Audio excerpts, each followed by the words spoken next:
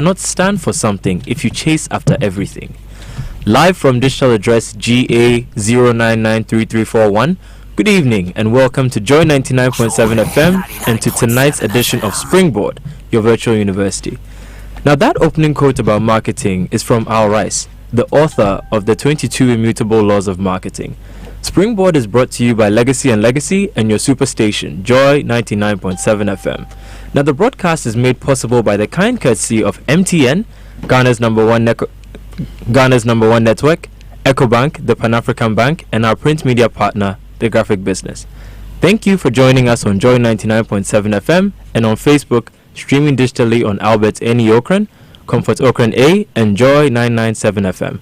My name is Jojo Okran, and I am here with your regular host, Albert Okran, and on behalf of the Virtual Academic Board chaired by Comfort and featuring Matthew, Priscilla, Amos, Emmanuel, and of course Jojo himself, I invite you tonight to invite a loved one, to invite another loved one to tune in for an instructive and inspirational experience tonight. Tonight we come back, we resume our series aimed at breaking down the foundational pillars of business and entrepreneurship. Before we our highly advertised break to go into the digital series on Springboard, from the Springboard Roadshow, we treated two of these foundational pillars of business, and that is money and people, or men for that matter. Now tonight we will extend ourselves to one more pillar. Jojo, which pillar do we have for tonight? So tonight we will be addressing marketing. Our attention is on positioning a business to acquire and nurture new customers. We're looking at what it takes, what you must do, and what you must absolutely avoid. Now the WhatsApp number to join the discussion is 024-9999-555. Absolutely, 024-999-555 is the number to call if you want to join this discussion. But here we are. Our special guest for tonight won a whopping 100,000 Ghana cedis. I feel like I'm still next to royalty. He won 100,000 cedis in the MTN Heroes of Change. He was the big winner on the night, and on behalf of the jury, the judges that sat on that august competition, I can tell you, Charles, that you are absolutely a worthy winner, and we are proud to have selected you as the overall winner for that contest. Now we'll find out what Charles does as the co-founder of the hardware startup called Dext Technology. But our question tonight: if the man has developed a product that has condensed a whole science lab into a cute product that a student can own themselves, how can we not escalate those products across the whole of Africa? What would it take for this man to become the next Mark Zuckerberg, Bill Gates, or Steve Jobs? We'll try and break this down in the discussion for tonight. But let's start with you, Charles. Tell us a bit about what you have done with this science set, the product that ostensibly crams a whole science lab into the size of a textbook. Thank you very, very much, Doctor. I must say it's such an honor to be here. I remember attending one of the Springboard Roadshows in Sunyane.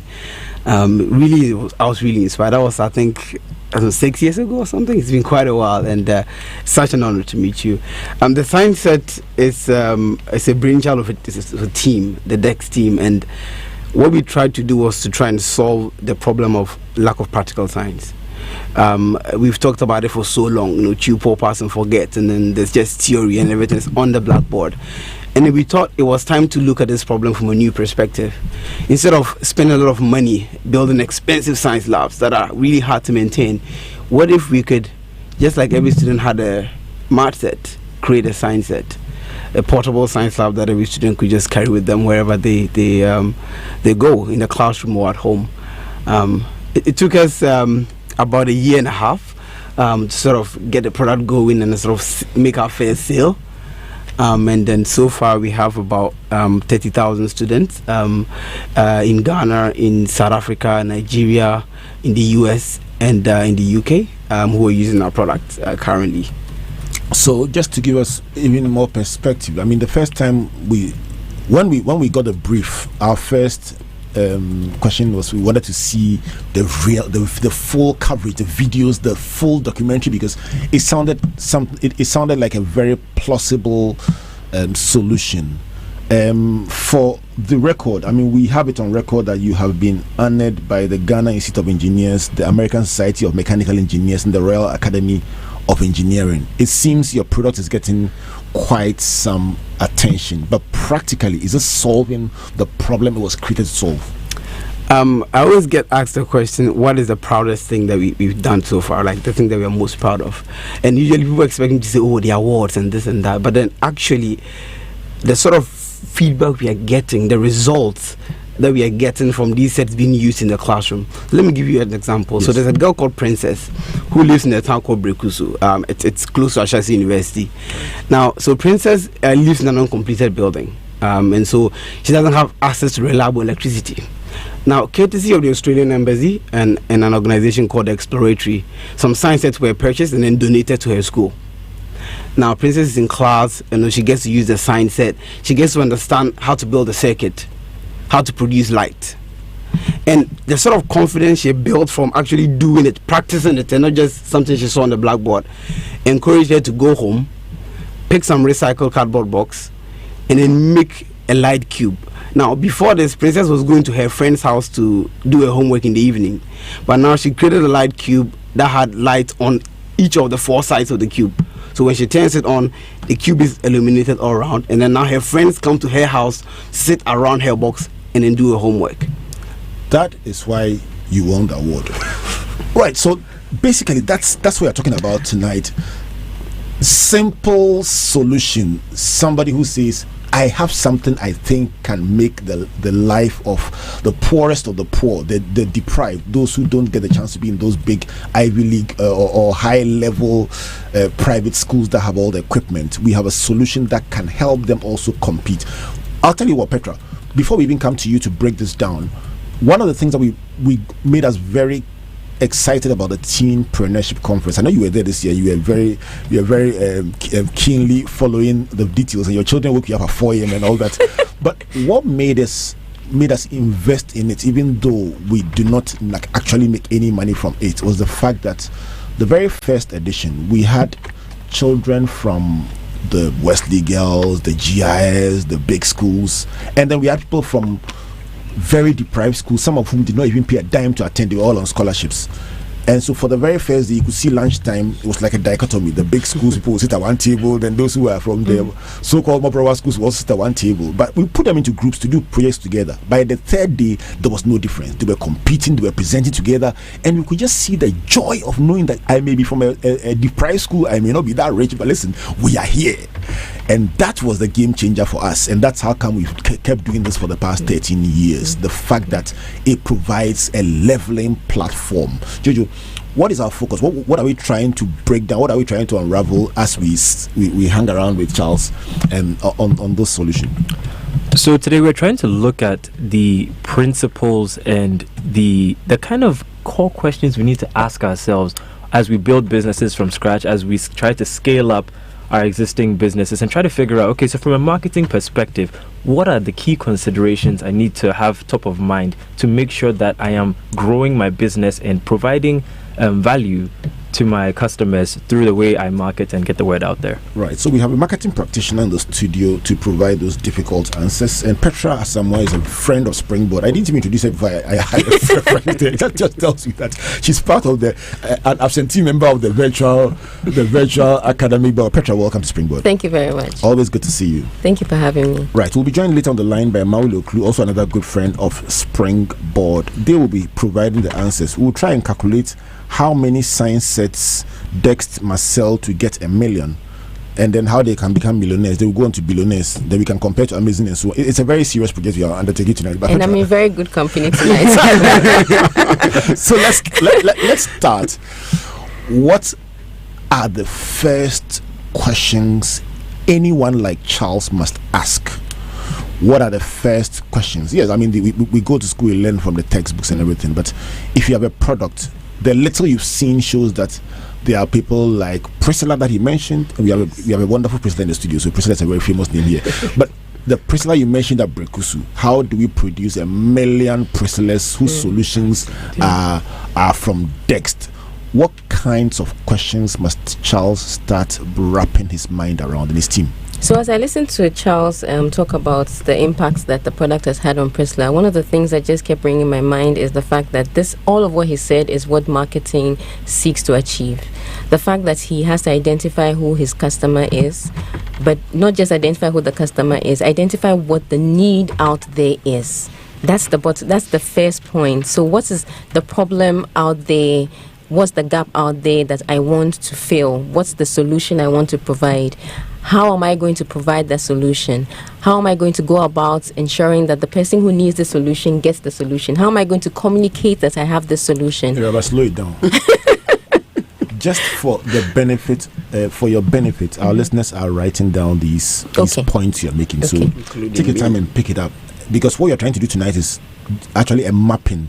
So there's somebody sitting at home whose solution is a cinema. A mobile cinema. There's somebody who has a medical solution. There's somebody who has an entertainment solution. There's somebody who has an educational solution. There's somebody who has a health solution. What you're trying to do tonight is to say yours may be a health solution that you are sitting at home thinking about. Just take your time. Every question that we ask, write it down, and then as we apply them to Charles' situation, do the application yourself. If you have a question, send it to us by WhatsApp 02499995555. Sorry to slow you down, but the first thing is, what problem are you trying to solve? What gap are you trying to bridge? And who is the ideal customer of the product you've created? And then you went on to talk about the fact that how can you put the thing in the hands of that customer? Let's unpack them with Charles. So Charles, let's imagine that we are doing an exam, or we are doing a mapping situation. For the benefit of our listeners, what problem is Dext trying to solve with the science set? The lack of practical science education. Right. And one of the other interesting things that different stakeholders see this problem differently.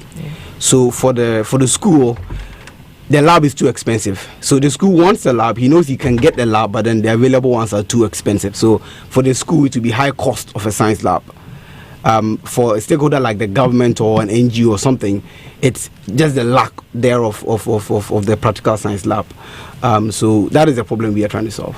So you're speaking to the individual, you're speaking to the school, you're speaking to the government. You're seeing that the individual is mainly the lack of practical science education. For the school, labs are expensive, and for the government, facilities are unavailable. Right. So that's the problem. Petra, did he scope it appropriately? Very, very appropriately. Right. And one of the things that he did as well was to explain what his solution brings to the table differently from the other options. Right. And that's one of the core things that marketing tries to establish. You need to be clear on what your value proposition is. What am I offering that makes me unique and differentiates me from the other options, the substitutes, the complements? So the problem he identified was the lack of practical science education. How is it going to be solved? There are different options, but he's providing an option that creates a solution without it being as expensive or as cumbersome to build or as time consuming to build. So that's one of the things. Your solution must be different, and you must be able to communicate it clearly how different it is. So your value proposition must be clear. Right. So you're saying that not only must your solution be different, but you yourself, as the promoter of the business, must be able to clearly communicate that difference. Exactly. That bit is more difficult than you make it sound. It's very painful when you know you have a good solution, but you are just not able to tell people what makes yours different, and many people struggle with that. Why is that so? Well, I think it's a combination of not having the right tools available, or like not knowing how to communicate it, but also the fact that I was just discussing with Charles, we've been talking about the types of entrepreneurs. There are necessity entrepreneurs, opportunity entrepreneurs. Sometimes people evolve as entrepreneurs because they have to find an option. And that's fine, but at some point they need to get the point where they're saying to themselves, okay, so how do I clarify this path? I've just come out of school. I have to find work. I have to be independent. How do I clarify what I'm providing to the market? And that's the point where they now have to start sharpening their skills and making sure that they're clearer with what they're offering. Because everybody can be selling maybe water, But what is it about your water that makes Albert want to purchase it versus the other bottle? You have to be very, very clear on that. And it could be a combination of things. It could not just price, because that's one of the biggest things that people try to fall on. It's also, mine is the most affordable, but there are other things aside of price. There's the product, the core product, and how it has been built. There's the augmented product. So what else are you adding to the product that makes it stand out from everything else? There's even how you deliver service. So somebody else might be producing the same product that he has, but how he delivers his service, how he ensures that the product gets to the actual Priscilla or Kojo or Abba, wherever in the world, that could be a differentiator. So there's so many things that can set your product apart. I'm actually going to come to Jojo in a minute, but it's interesting that you talk about service being a differentiator. Actually, in our game changer segment today, as well as in our data is king segment, we'll highlight convenience. Convenience as one of the big enablers, and it's interesting that it's so much tied to the discussion we're having today. Convenience as a game changer, and also convenience, data on convenience, not from the marketing side, but from the employment side, how convenience can be a retention tool for employers and also an enabler for employees. But Juju, on the same topic.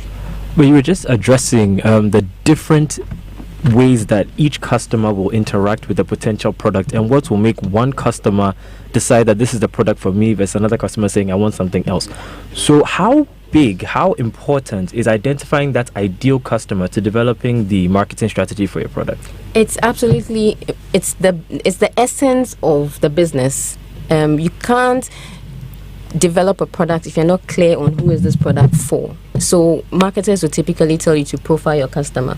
You want to know what the demographics of your customer, your ideal customer are. And that's not to say that you won't have customers outside of that ideal set. So for instance, you might be targeting students and you have an age range within which your students fall. But you may actually find out that there are older people who might be using these tools. Because for someone missed out on the whole science experience when they were young, and now they want, but they are not your core target group. So the thing is, you need to define who am I really trying to get this product to, but there will be groups outside. So we talk about the primary target group and the secondary target group, and you have to be clear on things, for instance, like how am I going to price it to ensure that my core target is able to access it?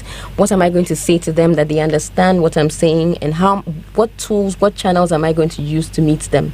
Even down to the detail of what's the wording of my messaging.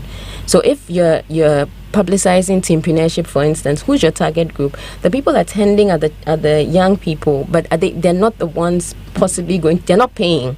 So it's their parents. What are you going to tell their parents to make them want to pay for them to attend? Or who is buying this tool? Most likely parents in schools and NGOs. So what are you going to tell them to make them want to pay for the product? And that's a bit of why you need to be very clear. Because even the channels of communicating, so what if you want to choose, for instance, a radio station? We're just talking about how he's gotten to the point where he wants to scale, commercialize his product.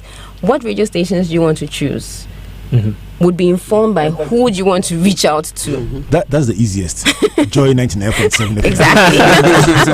That's the easiest question to answer. but we'll be bringing on board Mauli Oklu very shortly, and his main brief tonight is to talk about scalability. Mauli is going to talk about how Charles and his team can scale. And so Mauli's question is unidirectional, one prong. How does Charles become big across Africa and across the world? And that Mauli shouldn't speak English. You should just tell us the answers sharp. but you have a follow-up question. But so one interesting thing you said was that identifying that core customer is the essence of the whole business. But then when you look at the statistics, 42% of small businesses failed because there was a lack of demand for their product. So let's say you've identified your ideal customer. Your ideal customer is a pink-haired lady who likes to shop at ShopRite. How many of those are there? So how do you know that there's how do you make sure there's a sufficient market for your core product before you launch? Okay, so the whole idea of marketing is being able to anticipate, identify, and satisfy customer requirements profitably. And a friend of mine, Ethel Kofi, says that if you have a product and you're not selling it, then you're just running a very expensive hobby. The idea is you need to be clear that and that's when you said 42%, I'm not surprised, because a lot of entrepreneurs, or a good number of entrepreneurs, have the idea that this product is wonderful, but is anybody going to be willing to pay for it? And am I going to have enough people paying for it to actually make this a profitable business? Is the question that needs to be asked. And that's why there's the phase where you have to test it. Mm-hmm. You have to be sure that this is a viable product. So you don't just invest 200,000 CDs or $200,000 chasing the wind because you feel that this is something that will work. There's a part of the process that requires that you test your product. Right. I can see Charles nodding his head. Normally, when an entrepreneur starts nodding his head, it's one of two things. Either you say something that has annoyed them, or you say something that has made them very happy. Charles, which of the two is it? I'm happy because I have a very interesting story that relates to that. So the first ever science set we created took us almost like 4 months to create. After we had figured out the design and we were putting it together, it was really messy. Like it wasn't really like the best. But then we took a car. We were in Kumasi at the time. Got in a bus at dawn. Was in Accra the next morning on Monday. We went to 10 schools. We got a lady who was taking us around. She was a science coordinator at the time. So we went to 10 different schools. We showed them the product. Like, this is what we have. This is the science set. This is what it does. Is this useful to you? So the headmasters, science teachers. And then after that time, we actually weren't really sure if we were going to build a business out of this, And then we went back, and I think about 4 days later, one of the schools called and said, can we get 40 pieces of the science set? And at that time, we didn't even know how we were going to make it. So it was really, really important, I think, being able to approach the customer as early as possible. So we had a sale even before we knew, even before we registered the business, even before we knew, we had a... Don't tell me, you remind me of the story in the early 2000s when a Ghana delegation from the Ghana Export Promotion Council was sent to the US, sponsored by the government, to go explore opportunities for exporting cane products, rattan products, and they didn't go and start with the small players, the mommy and pop shops and the Indian shops. They went straight to the Walmarts and so on, and that was cool. I mean, they got a lot of interest in their samples. But the first request that came, can we get 40,000? Charlie, the highest the person has produced in their lifetime is 300. 40,000. It's almost like, can you say it again? Did you say 1,000? It says, as a start, 40,000. And when can we get it? In fact, that was the end of this discussion because they didn't even know where to find the amount of rattan, the raw material needed for. And we'll talk about raw materials in this series as a big factor. But I have Mauli Oklu on the line. As I indicated earlier, the whole discussion is being modeled in thousands of homes. Everyone with a product, everyone with a solution. It may not even be a business solution. It can be a not-for-profit. And you are thinking, how do I get rewarded for my struggles? According to Ethel, who is a friend of Petra, many of us are running expensive hobbies because we are doing business that is not profitable, or we are not selling enough of our solution. We want to change that in the situation of Charles, our friend Charles Antipem, who, thanks to MTN, is known across the country and beyond. But by extension, we want to use this program also to reach out to everyone who has a solution at home and is asking themselves, how do I make my printing solution, my advertising solution, my medical solution, my educational solution available to as many people as possible and achieve my dreams in business? Mauli Oklu, welcome to Springboard.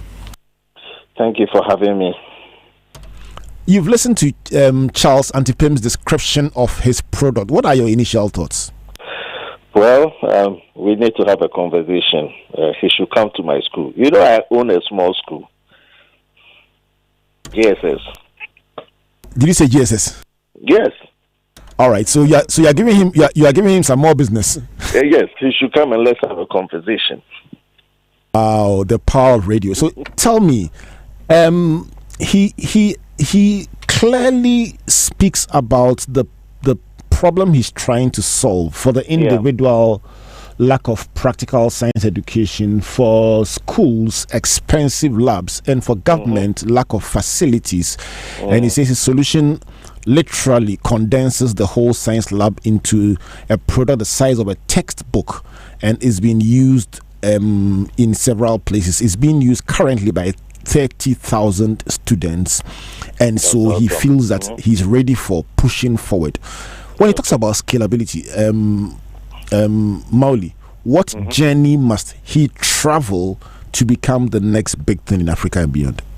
Okay, So I think Petra has touched on channels, how he intends to communicate his products. Okay.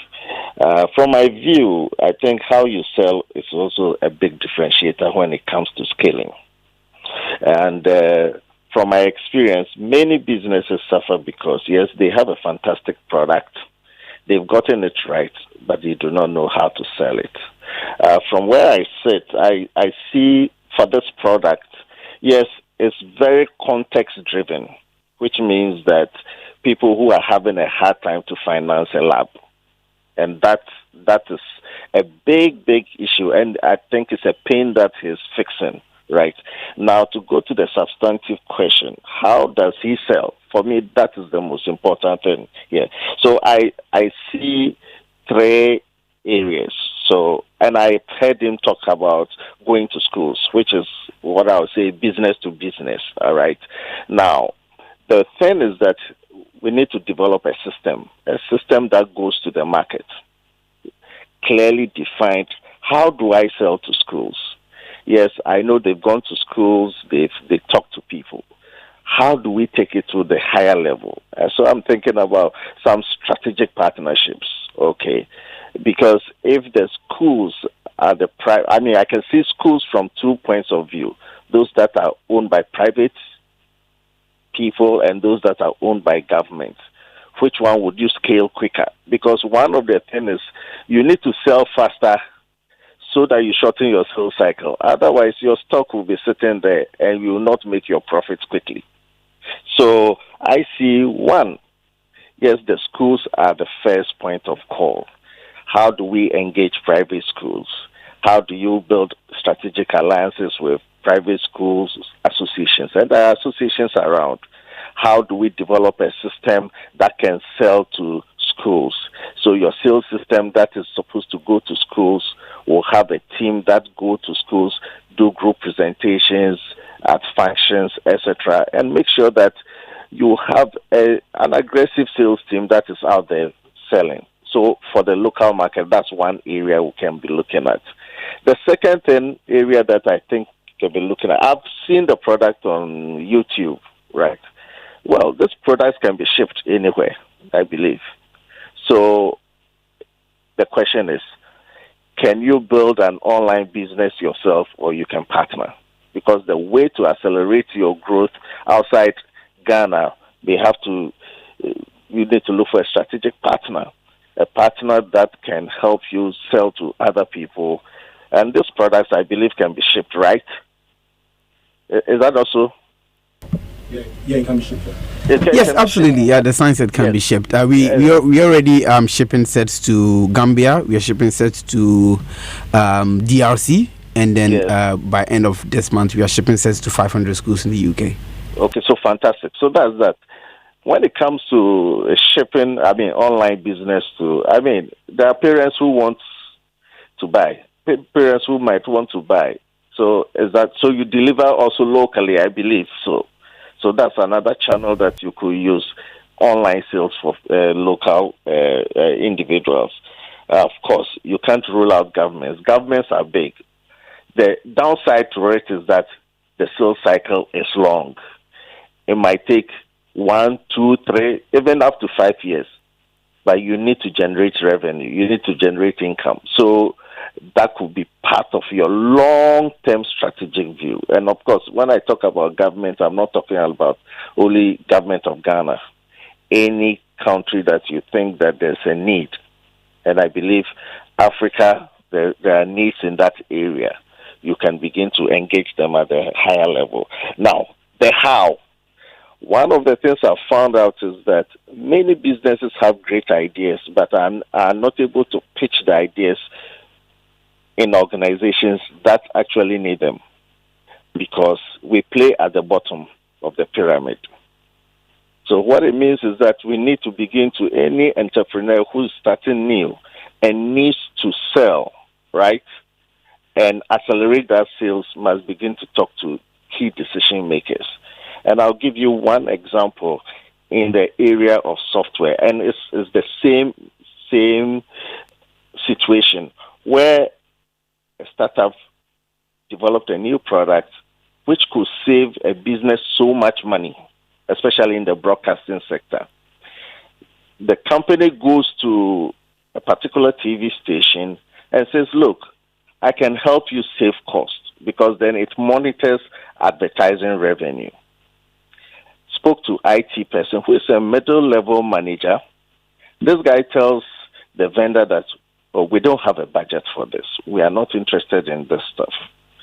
The guy decides that, look, I'll have to go to the chief executive. So he goes to the chief executive and says, look, I can save you X amount of money annually. The chief executive says, how? And he demonstrated that this equipment tracks all your advertising that is aired. Immediately, what happened was that the chief executive recalled the IT budget, which the IT manager had decided that we're going to buy 10 computers. So you get the trend, and that's how the guys made their money. So, yes, in doing all these things, we need a system. You need a system to be able to engage people, because who feels the pain most? The chief executive, the owner of the school, the parents, the government of Ghana. I don't know who has the pain, but these are the options you can be looking at immediately. Mauli, before you go, let me just ask a very simple question that many people don't ask themselves. Yes. And then it sometimes becomes a lot of talk but no numbers. Charles, yes. So just Mauli, stay on the line for us for a minute. So Charles, for your product, on the retail side, how much is one science set? The science is 100 Ghana cedis currently. 100 Ghana cedis? Yes, please. Okay. 100 Ghana cedis. Yes, please. 100 Ghana cedis. Right. Is that, are you talking about 10 cedis or 100 Ghana cedis? 100 Ghana cedis, please. So the set contains about 45 individual components that can be used from class 4 all the way to JHS 3. Okay. So how much fried rice can you get with 100 Ghana cedis? It depends on where you're buying from. You can get between 5 or 10. 5 or 10. All right. Okay. That makes sense. I mean, this is within the right price range. And I think that a well thought out go-to-market strategy, even at local level, can gain some market penetration. If you have 30,000 people already using it, that's enough testimony for us to begin to roll out. Because if 30,000 is substantial, I mean, and we can have success stories. You have success stories. So, coming back to my point, you need to build, as I call it, a world-class sales team to drive this. You may not necessarily have to develop the sales force yourself. You may want to consider an outsourced company that can help you so that you can concentrate on manufacturing your equipment. That's one of the things. But then you must understand what that outsourced company is doing. You must do the right due diligence to ensure that they are able to actually scale, and then give them the targets and the KPIs that they need to achieve. Because I think that I tell you, I'm a director of a school, and this makes perfect sense. You know, so that's I think the price is a right price. Mauli Okla, I want to say a big thank you to you for your coaching and mentorship that you've provided via the power of technology for the benefit of Charles and Tipim. We'll definitely be linking up with you as we go along in this series. Yes, so let's Charles hook up with me, and then I can give him some more coaching as to how to scale this business. Thank you very much, sir. God bless you. Right, so that's the scalability part. I was just calculating how many. I mean, so how many you need to sell to make $1 million, just for purposes of communication. So if it's 100 CDs, that means that you need to sell 10,000 copies, yes, 10,000 units to make $1 million CDs. And then if you are looking for $1 million profit, that means that you need to take out the cost, and then whatever is left, no matter how small it is, you need to make divide $1 million by that to find out how many you need to sell to actually make $1 million in profit. It may sound so fundamental and basic, but most of our conversation around business does not involve numbers. It involves a lot of emotion, what Petra calls the expensive hobbies. We just are happy to be doing something around what we love. But you know what, I'm going to open the phone lines in a couple of minutes and empower the whole of Ghana as consultants. Let's say that we are all praying that Charles Antipim becomes the next big thing in technology in Ghana. You know, I want to thank MTN Heroes of Change. One of the reasons why I have been part of that project from inception and I just love to be part is that it just goes out there to Sunyani, to Tamale, to some village in the central region and finds somebody who is doing something that is changing lives and then empowers them to do more. So what they are saying is that, Charles, we are investing 100,000 in what you are doing so that it can scale up and be a blessing to humanity. That is what corporate social responsibility is about. But we are saying that you can put money in Charles's hands, and if we don't also follow up and help Charles and wish him well and pray for him and guide him and coach him, absolutely, he could find himself next year standing at the same place asking himself what went wrong. So we are also saying that as a partner of the project, we are providing guidance, we are providing support, we are throwing light on what he's doing so that if somebody needs the solution. And Charles, before we close, you will give us a number that people can call so that if they need a solution, they can find him. Let us be able to say that as Ghanaians, we backed somebody who stepped out and he succeeded. That's all that we want from it, and that is our reward. So if you also believe in what he is doing and you also want to invest in it, and one day when he's standing on the stage at the World Economic Forum, you say, me, my money is in it, my advice is in it. Rita, I prayed for you. So listen, we're going to open the phone lines for you after this song. What song should I should play Agbaja Gospel? Something that I want a song that is very, very different from the discussion you're having. It's too long. Let me play you Agbaja Gospel from the Adum Praise. It's an extension of the Adum Praise. Let me play you Agbaja Gospel, and then when I finish, please, I'm going to open the phone lines. If you have any advice for Charles, just one thing, very sharp. What must he do to become Africa's next Mark Zuckerberg or Bill Gates? I'm going to open the phone lines, and the number you're going to be calling 030-221-6541. We're talking about the 6 pillars of entrepreneurship and business. We've done finance, we've done people, now we are talking marketing. Please don't go away.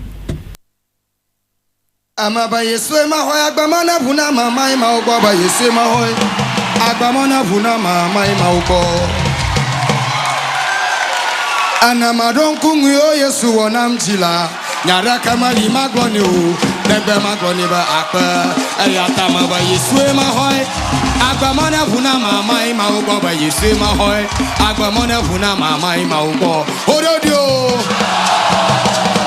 naho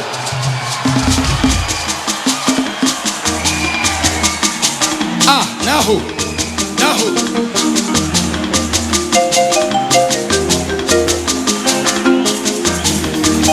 Yesu wetu chada Joya woto amadeke mate mwachio Yesu wetu chada Joya woto amadeke mate mwachio Yesu wetu chada Joya woto amadeke mate mwachio Yesu wetu chada Joya woto amadeke mate mwachio Yesu wetu chada Joya woto amadeke mate mwachio Yesu wetu chada Joya woto amadeke mate mwachio Baba Yesu wetu chada Joya woto amadeke mate mwachio Yesu wetu chada Joya woto amadeke mate mwachio Konya umiba mijo umya Yesu go Kenya woto na Yesu Chikadeke macho nyapo Auba tuwa unya Ala rusi kwenya Lele muwa madeke mawana siho Ayoto tanoka Agbaji pese sewo kujukuju Yatami kafuma udetae Yesu weto chane Joya woto amadeke mate mwachio Konya umiba mijo umya Yesu go Kenya woto na Yesu Chikadeke macho nyapo Auba tuwa unya Ala rusi kwenya Lele muwa madeke mawana siho Ayoto tanoka Agbaji pese sewo kujukuju Yatami kafuma udetae Yesu weto chane Joya woto amadeke mate mwachio Ododio. The Odo part cry is the one. I don't know what that's Odo the part and then Neho. Charlie, it's too nice. I'm telling you. I'll play this song again this month. I must play it again. All right. So the number to call 03022165541. Later in the show, we're going to bring you a game changer segment about convenience. But while I wait for those calls, let me give you some interesting facts about convenience as it applies actually to employment. And today I want to focus on flexible work. You see how Petra should get in the studio. I hear that 90% of workers say that more flexible work arrangements will boost their morale and increase their satisfaction at work. Just give them a chance to come to the office 2 times a day, work from home 3 times a day. Give them the targets, they will deliver it, they will produce the science set. Why must they come and sit in the office the whole day? I hear that is a big thing driving the decision making of millennials. 76% of millennials will take a pay cut to work for a company that gives them flexible work hours. And according to a Deloitte Global Millennials Survey for the year 2019, millennials and Gen Z may stay in a job for more than 5 years if their employers are flexible about where and when they work. Petra, are you surprised? I'm not at all. Not at all. I mean, this is just something I would really, really want to have a conversation about. Flexible work hours that's the way to go. I'm just not sure if we're ready for it in Ghana yet. A lot of employers are not even in that mindset yet. But I don't blame the employers. I also feel that the structures need to be put in place so that work can be monitored and people can actually be productive wherever they are. Monitored. Because if the measure of somebody's work is how long they sit at a desk or how much they look into the computer, then we can never get there. But if it's an opportunity to measure work based on deliverables that can be measured anywhere across the globe, you can actually sit in Cameroon and work here. All right, the number to call 03022165541. Hello, good evening. Yeah, good evening, Albert. Your name and where you calling from, please? Okay, this is Mr. Andrew Sedute Kabo calling from Chopole. So, Andrews, tell me, are you excited about Charles and his invention? Very, very, very excited. Listening to him, in fact, it brought great joy to me. As a teacher, I'm so much interested in this. Most of our children don't have a hands-on practical experience of the science that they learn in the school. So I congratulate him very well. And I'm so much interested in this. And I would like to tell Charles that some of us as teachers, we are interested in creating a force to market his product so that one day, in fact, most of our children in the country can benefit from his project. Thank you very much, Andrews. And Charles, really, I mean, that's just one thing. When Mauli was speaking, I was just thinking about the fact that you could incentivize people to sell this on commission. And really, you suddenly would have an army of people. And if you have a means of collecting your money and make sure nobody chops your money, you'll be fine. And then while we are at it, also, another idea that Charles canvassed, that Mauli canvassed that I would like to throw light on very briefly was about engaging with a marketing agency or an online distribution agency. I'm reading a book, a very interesting book sent to me by a doctor friend in the US. I mean, and it's a crazy book with a crazy title. It's called Loon Shots by Safi Bakal. How to nurture the crazy ideas that win wars, cure diseases, and transform industries. It's written by a man who helped to develop a cancer drug. And he's talking about ideas that over the years, when they came out, people rejected them, but they went on to become big. And one of the ideas ended up in the pocket of Mark Zuckerberg and Bill Gates. The original people who did it, they threw it away. They said it wasn't a good idea, and yet it ended up in the pocket of Mark Zuckerberg. It's just absolutely amazing. One of the things he talks about is separating the ideation guys from the structure and hard knock guys, and that's one thing that we'll be exploring in another discussion. But generally, what he's saying is that people like you who do the creative must focus on that one and get other people to do it. So you don't, like the apostle said, we give ourselves to prayer and the ministry of the word so that you can serve tables. All right, it's 12 minutes to the hour of 8 o'clock. If you have thoughts on the invention by Charles and you would like to call into the show, let's talk about them. Jojo, stand by for the game changer segment. We're talking today about convenience. If your solution provides convenience for people, Charles, the world will come after it. It must provide convenience, easy to carry around, usable by people who are in the dark at Brekusu without electricity. Jojo, game changer segment. So in the next 5 editions of The Game Changer, we'll be exploring ways to create value, particularly for small business owners.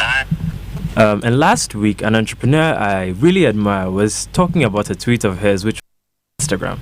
Now, she reckoned that the screenshot of her tweets got more engagement on Instagram than on Twitter. And she wondered why the people who enjoyed the content so much did not join Twitter to get it from her page. And I thought about it for a bit and realized something very simple. The people didn't move to Twitter because Instagram made their lives easy. Now look at it from their perspective. Why start a new account on Twitter, find an unfamiliar interface, and find new people to follow when you could just follow one Instagram page and get all the best content curated for you? This week, our game changer is convenience. Now, an examination of some of the world's most valuable businesses shows that many of them deliver value simply through convenience. Now, for instance, renting accommodation is a practice as old as time. I mean, Jesus was born in a manger after all. But Airbnb created new value in that same process by providing a central place for people to find housing listings and book them with the push of a button. And now, in years past, you would have to trek to the roadside and pray for good luck as you attempted to hail a cab. But today, despite not owning any cars, Uber makes it possible for over 75 million people to book a car straight to their doorstep. And of course, you can't have any discussion about convenience without the big daddy, Amazon. Amazon has made it easy for people to buy anything from a car to a phone to just a shoe and have it delivered to their doorstep in under an hour. And it's no wonder that as of last year, Amazon controlled half the e-commerce in the United States. Now, to understand how important convenience is to your day-to-day customers, consider this. 87% of customers will completely abandon an online shopping transaction if the checkout process is too difficult. So let's apply that to our own businesses. Are you making it easy for people to buy your product? Or are you asking people to DM you for prices? To close, I would like to leave you with a quote from Success Magazine. Customers will pay for convenience, and they will choose to do business with the people and companies that make their lives more convenient. So this week, let's consider how we can make life easier for the people we serve. This has been The Game Changer with Jojo Okran. Have a phenomenal week. Thank you very much, and we will indeed have a phenomenal week. And let me just quickly comment on 2 things that you said. And the first one was about Amazon delivering the books in an hour. I want to just tell you that Dr. Gansa, my friend General, who sent me the book, just sat in his home in Kentucky and called me in Maryland and said, "This book I'm reading, you will like it." I said, "Really?" He says, "I'm sending it to you." And they just ordered on Amazon and gave them my address, and it was delivered to my doorstep, just like that. And it was easy. And my friend Adama is doing the same here in Ghana with Book Nook. Yeah. But on the flip side of it, when you talked about the checkout process for a transaction, you said when they are buying online, I can tell you, even when they're giving offering online, if the thing is not going smoothly, they will stop and not give God the money because you are making the technology more difficult for them. So part of our brief is to make giving as easy for people as possible. The convenience is everything. From prayer to giving to shopping. It must be easy. Petra, what do you think about The Game Changer? Spot on, Jojo. I mean, there's really no way of estimating or underemphasizing how important convenience is to today's customer. And it's not just in being able to buy when they want to buy, but getting information about your product or your company where they want it. Like you mentioned, they don't want to go and find 2 or 3 links before they find a particular information they want. They just want to find it where they are. And that's why we talk a lot about how we can access or get to customers where it's convenient as well. So what tools, what devices are they using? So if, for instance, you create a website and your website is only viewable properly on a computer, you may actually be losing out on a chunk of your customers because we now know that more people access online services by their phones. So it being adaptable for mobile is very important. And so convenience is a very key, big thing. Very, very big thing for anyone in business. Let me come to the principal protagonist in all this discussion. He's been quiet for a while. Charles Antipim. Yes. I hope you've enjoyed the experience over the past 1 hour. Wow, it's been amazing. Right. And to be, I don't know, kind of on the receiving end of all of this. You're the focus of our attention. Everybody, the whole Ghana, you're listening it's really and sharing your experience. It's great. Thank you very much. So we have a number of our listeners writing on Facebook and WhatsApp, and all they are saying is, please show us where to find this guy. There's one thing that we found out in our interaction here at the virtual university. A lot of people quietly listen. They say, you know what, let's just do this. And I have a funny feeling that you will get quite some traction from our listeners about the math set. And our prayer is that they would not just call you, they would actually buy them so that your business can grow and it can be one Ghanaian success story and a testimony for all of us to enjoy. So Charles, slowly tell us. Mauli already says, once we called him and said he's on the show, you're talking about your product, he says he went on YouTube and found it. That's a good start. It means that the person doesn't even need to know you. They can find you on YouTube. Tell us, where can we find you? If somebody wanted to call and place an order for the science set, link up with you, do business with you, how can they find you? Thank you. So first you can go to our website, which is thescienceset.com. TheScienceSet.com. TheScienceSet.com. Okay. Yes. You mentioned Book Nook. Right. You can actually buy the Science Set on Book Nook. You're advanced. Once you mention Book Nook, you're advanced. That's Ghana's amazing. Right. And then you can call these numbers 0244 521639 0244 521639. You can also call 020 939 4141. All right. So, just if in case you joined us, what is our big interest in this? Our big interest in this is that a young man of Ghanaian origin has worked hard with his team to develop a product that is providing a solution to a big issue that we have discussed on this show over and over again. Springboard, as a partner with MTN, also discovered that MTN Heroes of Change honored Charles Antipem and his group for creating the science set and for solving the problem for many people.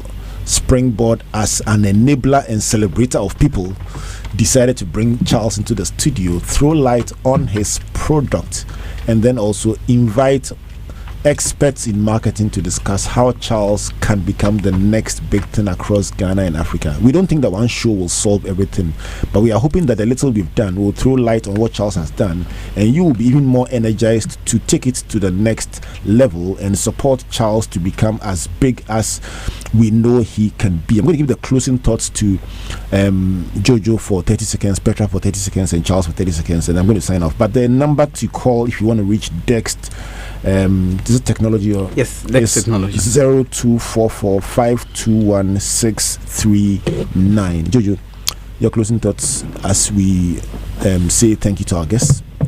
The interesting thing about the science set is that it solves a problem from multiple angles. And so because of that, it allows you to do something that not very many businesses can do. A lot of businesses can only sell either business to customer, business to business, or business to government. You can do all three. You do. So the sky is your limit. Wonderful. Wonderful. Petra? Well, I feel that Charles's story is a testament to what's possible. I've been following the series, and one of the things that we've been talking about is how can young people take advantage of the opportunities in our environment. There's so many opportunities out there, and this is just for anyone listening who has an idea. There are resources as well, resources like Springboard that can help them put the idea together, make it better, but not just make it better, make it profitable. Because if you're not selling it, then you're just running a very, very expensive hobby. My greetings to Ethel, your friend, who gave you that revelation. Charles. Thank you so much. And I would like to say everybody should just imagine every student on the continent with a science set in front of them, building robots, learning about solar panels, building electrical circuits. I remember my dad used to use a bottle and a funnel to teach me about rainfall. And today in the school where he was teaching, students are building their first digital logic gate using the science set. And we want to make sure every student on the continent has that experience, and we use any help we can get to get there. Thank you very much. Wonderful. I want to say a big thank you to MTN Heroes of Change for taking somebody like Charles and throwing light on his story. We celebrate you, Charles, and your team. Charles Antipem, the winner of the MTN Heroes of Change, the ultimate winner. The other winners, but today's show was dedicated to Charles Antipem and Dex Technology that devised the science set.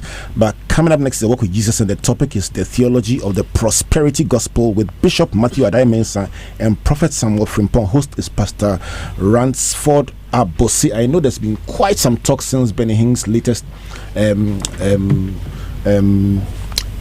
discussion about the subject, and I'm sure they will do justice to it. Don't miss that one. And let me say a big thank you to all those who made Teenpreneurship 2019 a success. I want to thank the Accra Digital Center and the CEO of the facility. I want to thank Rankard and the team from Rankard, Kofi Daze and your people, and Mr. Kweku Ofori for coming to do coding, Ivan Kwashiga and Farmhouse for coming to help with videography, Aram Teria and the letter team for the animation, and then Benjamin Naughty and the main team from the robotics. They didn't use a science set, but they did a great job with technology. Thanks to the multimedia team, Gary Al Smith, George Ado, and my son Oreku for coming to do the mentorship session, Jillian from Databank, the Dreamobile team, and then Dr. Elise for coming to support them. We want to thank parents for sending your children, and we want to look forward to the next one, bigger, better, and greater.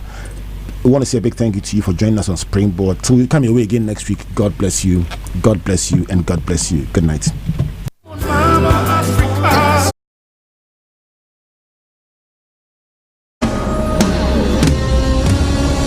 Many of us stand the chance of becoming victims of globalization, not the shakers and the movers. That a great man was asked, how do you bring up children? And he said, the first is by example, the second by example, and the third by example. What are the top 10 things? Albert, I should confess to you, it's a very difficult subject you're handling. If you ever